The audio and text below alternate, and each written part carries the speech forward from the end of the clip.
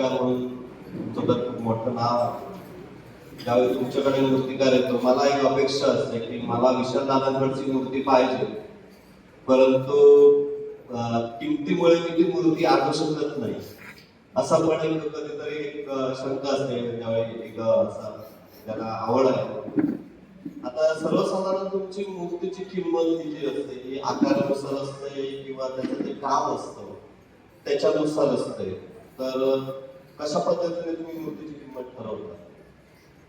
आता आम्ही सुरुवातीला जे मी चित्र काढायचो त्याची किंमत तर जास्त असायची, कारण पूर्ण टोटली हाती वगैरे राहायचं कॅरेक्टर कशासाठी कसं मग प्राईस भेटायचं. मग ते जवळजवळ 30,000 20,000 30,000 अशी आकारले.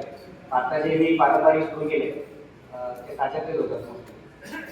ते कसं कामाचा पैसा म्हणजे कोणता असतो तो की आपण जो अभ्यास केलाय, जे काम बघून लोक येतात त्याची प्राईस आहे. म्हणजे सगळ्यांना साधन करतो शर्ट 200 रुपये मिळतं आणि 2,000 रुपये मिळते, त्यात जो फरक असतो तोच फरक असतो.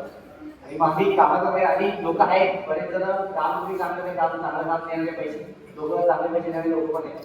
आणि ज्यांना कोणाला नाही तर त्यांना आम्ही असं काही नाही की तू बाबा खरंच तुला पैसे आपण जर बोलल्यावर समजतो माणूस नाही याला खूप इच्छा आहे तर काही एक मूर्ती तरी एक वर्ष मग त्यांना आम्ही तेवढं आम्हाला बाबांनी शिकवलं आहे की घेऊन जाताना जेवढं घेऊन जा फ्लेक्झिबल राहू शकतो. आपण कळतो की आपण देऊ शकतो पण नाही याच्यापेक्षा पैसे निघत नाहीये, मग तिथे आम्ही तटस्थ भूमिका